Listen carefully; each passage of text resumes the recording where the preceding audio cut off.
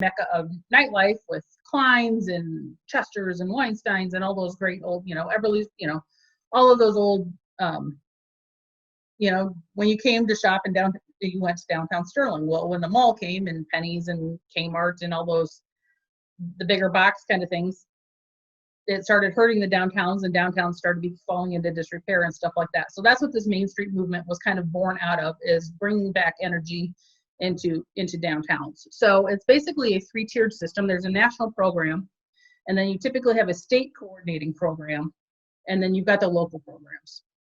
And the local programs are accredited, or there's 2 different statuses. You can be accredited or affiliated at the state level. So affiliates just, okay, we're going to kind of follow the Main Street model, and we do want to use the Main Street name, but we're not going to follow all the guidelines that close. So you're an affiliate member. Or if you're just a new community starting out, things like that. Or you can be an accredited member, which we just went through we were the first ones in Illinois to go through the virtual accrediting process, and did all our accreditation visits with the state via Zoom last month. So we are still accredited for 2019 or 2020. But there's like 10 accrediting standards about things that we have to maintain and do and report, statistics and stuff like that to the state in order to stay in good standing with that. So follow-up question, sure. Based on what you said, two parts. Number one, has there been anything from a historical standpoint that Main Street has worked on to try to preserve, and if there are, what would they have been? And secondly, with the collapse of retail, large big boxes, and JCPenney's long gone here, but gone bankrupt, and so on, and maybe in malls possibly, it's questionable about whether they're going to survive. Mm-hmm. Do you foresee that to be a shot in the arm for Main Street, maybe adding to its revival? So those 2 questions. Yes, I mean, there's definitely been a shift back to local, with the whole shop local movement kind of started coming out. There definitely has been a shift back to small business. I don't know. I don't want to speculate that. I don't know. It's like the larger retailers didn't keep up with the online. They couldn't compete with Amazon, but they can't compete with the downtown retailers either. I don't know if that really makes sense. But one of the things that we're seeing, like locally, nationally, as far as the small businesses downtown, and what we're hearing a lot now with just the way the market is shifting with everything that's going on, is you hear the term experience-based shopping or experience-based things, and you don't go to, you mentioned going to Red Lobster. I mean, is going to Red Lobster an experience so much as going to Crane and Pelican, the 2 things. I think you can go to a Red Lobster anywhere across the country, and you're going to choose from the same menu largely. Crane and Pelican you can only get in LeClaire, and it's unique and it's ever changing. So those small businesses have the ability to perhaps be a little more nimble and adapt, especially right now with what's going on in the country and what's going on with the pandemic and all of that stuff. Has Applebee's locally been able to pivot and do as much as like how Kelly's or Lisa's Brick House or the Factory or Candlelight quickly adapted to, okay, we've got to do these things. When you've got that ability to make those decisions on a local level instead of having to, deal with corporate guidelines that may vary from state to state. Your locally owned entrepreneurs, businesses have a little more flexibility to be able to adapt to what's going on right now. So, that answer your question? Yeah. Yes, and then the other one was the historical. Is there anything historical? How so? Well, you indicated that Main Street's one of its objectives or missions is historic preservation. Yeah, I mean, we advocate for the saving of buildings, not tearing them down. Largely, Sterling Main Street's got, in partnership with Sterling Today, has our facade grant program. So in the 10 years that we've been doing this, we've awarded probably close to $500,000 in facade grants to other buildings in the downtown. That does not include the projects that Sterling Today has done with like the mercantile and things like that. Yeah, so, and that's pretty commonplace across the country. Dave, you had your hand up. Anybody? You're still on mute. You're on mute, Dave. Unmute. Dave, you have to unmute yourself.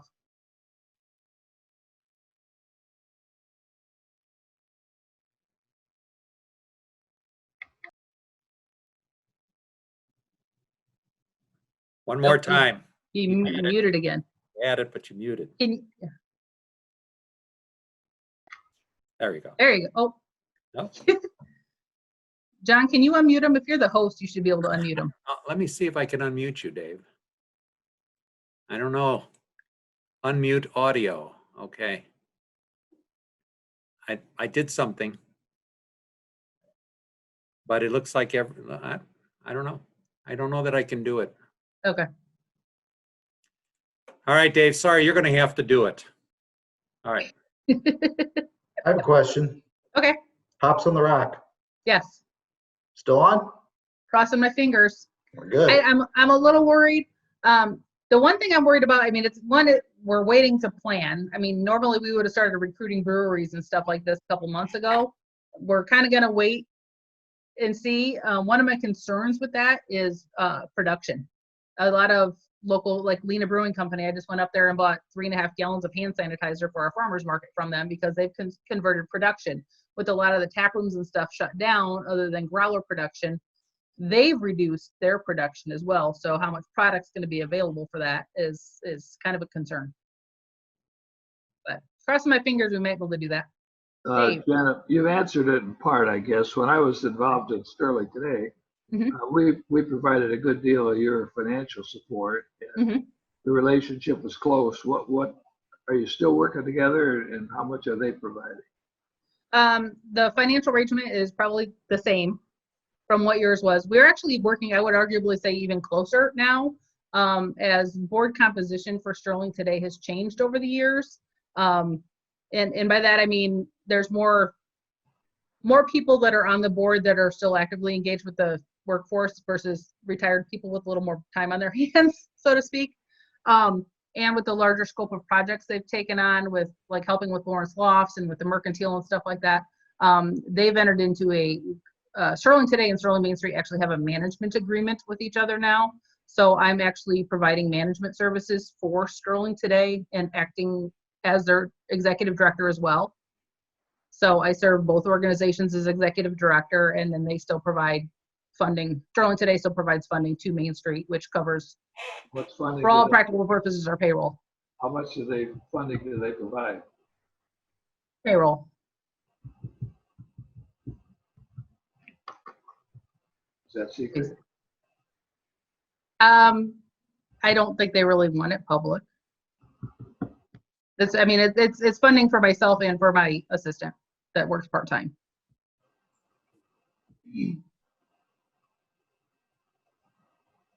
Any other questions on Main Street before Janna goes to the farmer's market?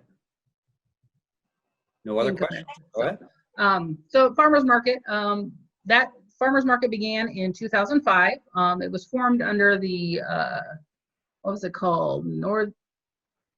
There was some ag coalition, Northern Illinois Agricultural Coalition or something like that, that formed it. And that organization is defunct now. So Sterling Main Street took over its management operations. Has continued to see growth at the inside of our market. And then I guess it was 2 years ago, the city started, 2-3 years ago, we started talking about the plans for the outdoor pavilion, which the city has just completed. We were hoping to have that done last fall, but Mother Nature got to it before we did. But everything's done down there now except for the landscaping, and I am more thankful than ever that we have that facility this year. 2 weeks ago, we were able to open outdoors with the farmers market. It was closed back in March, along with everybody else. And while farmers markets were always on the essential business list from a grocery perspective, our local health department had asked us to close the indoor market because we're about a 50-50 mix of food provider and non-food items. And we're so compacted in that space right now, social distancing really wasn't going to be an issue, or would be an issue. Wasn't really any way to get around being able to do that. So we closed. It was our quiet time of the year, things like that. So thankful we were able to get open outside. I've actually got a call into the health department today to see if with phase 3, we'll be able to reopen indoors to some capacity and bring back our craft vendors. Right now, outdoors, we are only open for food product, plant product right now. So the last 2 weeks have gone really, really well. We've added several new vendors. People have not I've had just a couple of grumblings, but overall, I would say probably 98% compliance with us asking people to wear masks. A couple people questioning whether or not photo of the market. Yep. Questioning whether or not why, since we're outside, do they need to wear a mask? And, as busy as it gets down there, you're not always able to stay within that 6-foot distance. And when you're transacting business with a vendor, you're just going across a folding table, which is what, 2.5, 3 foot wide. So it's just, better safe than sorry. We're asking people to wear masks.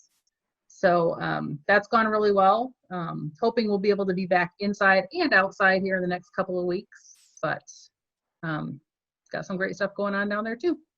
I see Steve showing a photo of our awesome pavilion there. If you have not stopped down, we're open Saturdays from 8 a.m. till noon. You should come check it out, take a walk through. It's an amazing, it's awesome to be able to have that.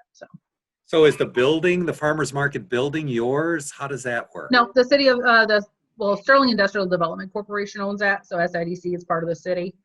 So we are able to use that. We pay all the utilities. We've done all the improvements and stuff to it. We occupy about 2/3 of the building. About a third of the building on the back side is still city storage. There's an overhead garage there in the back where some city equipment is stored. And in case you want to know, that's where all the downtown Christmas decorations are stored. Okay. Do you get some income to fund your operation from the farmers market vendors? Yes, the farmers markets, the vendors pay a weekly booth fee. So we offer it to them by the week. They get a discount if they pay quarterly or annually. There's a licensed commercial kitchen in the building, so some of our bakers use the kitchen. There's an additional fee for that. A number of our vendors have refrigerators or freezers permanently at their booths, especially if they're providing meat, eggs, things like that, so they can leave their product there. So there's an additional fee. For electric usage, it helps us pay the utility bill. But so the farmers market struggled for quite a while, but it's self-sustaining at this point for the most part. We've got a number of improvements that we would like to do with the new marketplace. They've paved and put a sidewalk all the way around the back side of the building. So we've got basically what I would equate to a loading dock for our vendors back there that it's got some busted stairs and isn't in the best condition. So we want to kind of redo the deck back there. So we've got a larger deck that could be used more easily for customer traffic. Right now, we kind of encourage just vendor only access through that door, but we're looking at costs for adding a handicap accessible ramp and larger deck area there for customers to be able to park out back and safely get up on the deck. And then once we've got that, we will be looking at redoing the deck on the front of the building. It's 15 years old now and really starting to show its age and wear. And we've got, keep a screw gun and a box of deck screws there because there's boards popping all the time on it. So we need to get that, a new entrance done and then work on fixing the current one. So probably doing some fundraising efforts to do that. Janna, a little bit about the waterfront there. The sight lines out of the pavilion are very, very attractive. I wonder if you could, speak to that. What, the riverfront? Yeah. Or right across the tracks, and right across the tracks. Yep. It just fits together beautifully. Yes, it does. If you've not walked the riverfront yet, it's really getting better. I know the city's still on track, I believe, to hopefully do some of the Wallace Street realignment yet this fall, or get later this summer and things like that, which will really open it up more. But if you want to walk down there, just park at the farmers market, or and you can walk across the tracks. The paved pathways go all the way around the perimeter of the riverfront area now, from Wallace Street down along the river, all the way down to the, from the national side all the way to the mill side and back up to Wallace. There's 4 or 5 bench swings down there. So, it's not publicized really that it's open for people to be able to use, because there are a few little ADA compliance issues still out there that need to be resolved once the road is finished. But if you're able-bodied and want to walk down there or ride your bike through there, you really should. It's going to be really, really cool once people are able to get down there and enjoy it more. Any questions for Janna at all on Farmers Market or Sterling Main Street? Anybody? But Janna, I love the farmers market. It is wonderful, and I'm very glad you're with Main Street and not an arson investigator. And your presentation today sparked interest in us and fired us up. Very good.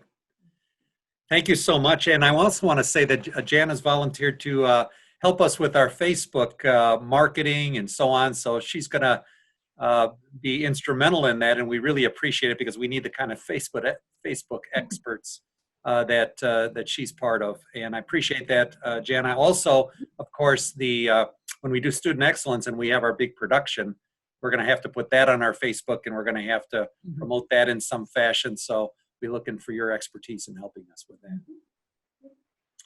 Anything else for our speaker? If not, thank you so much. Really appreciate it. Applause, applause.